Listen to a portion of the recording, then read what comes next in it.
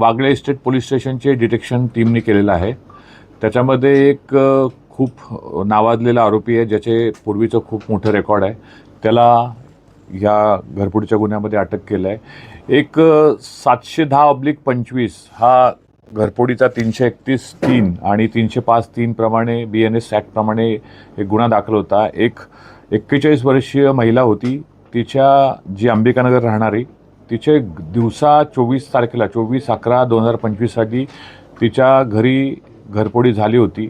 24 तारखेला एक गुन्हा होता, त्यानंतर 26 तारखेला आणि 27 तारखेला सलग 3 दिवस 3 घरफोडीचे गुन्हे घडले होते. तर ह्यातला जो मुख्य मेन आरोपी आहे दीपक वैश्य, त्याचं वय 40 वर्ष आहे.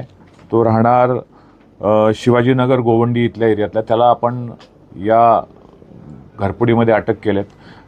हा वैश्य हा पूर्वीचा मुंबईचा आणि ठाण्यातला रेकॉर्डवरचा आरोपी आहे. त्याच्यावर जवळपास 20 ते 25 गुन्हे दाखल आहेत.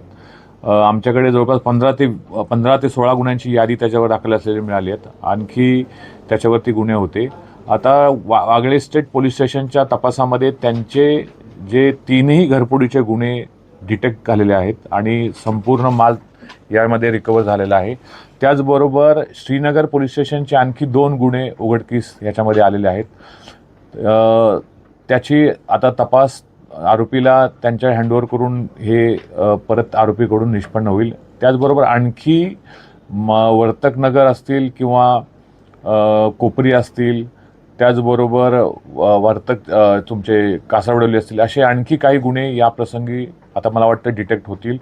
त्याला आरोपीला जवळपास 3 दिवस पोलीस कस्टडी आहे. 9 तारखेपर्यंत त्याची पोलीस कस्टडी आहे. आता परत त्याची कस्टडी वाढवण्यात येईल आणि संपूर्ण जो मुद्देमाल गेला होता या 3ही गुन्ह्यांचा 100% मुद्देमाल आपण रिकवर केलेला आहे.